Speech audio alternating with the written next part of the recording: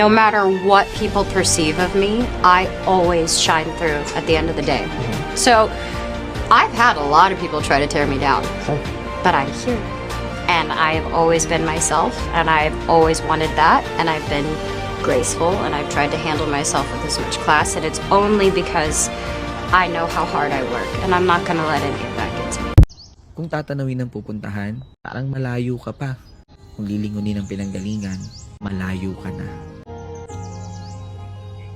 Kung titingin sa hakbang ng iba, parang naiiwan ka.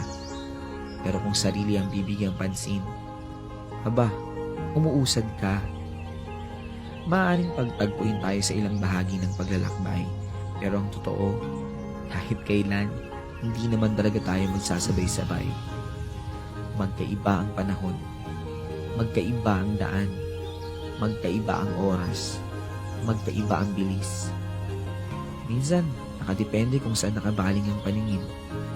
Pero isa lang ang sigurado, kahit mabagal, kahit pahinto-hinto, kahit nakakapagod, kahit nakakahapo, sa huli, makakarating. Huwag na huwag susuko. Lagi mo pa rin pangarapin ang may marating. Ano man ang mga pagsubok at problema ang dumating. Mabagal man ang pag-abante? Okay lang yan. Basta ang importante dumidiskarte. Tandaan mo na ang buhay ay hindi laging malungkot at malumbay. Kaya patuloy ka lang lumaban at maging matibay. Dahil darating din ang araw, lahat ng plano mo sa buhay ay magtatagumpay. Lahat ng pagsubok may dahilan.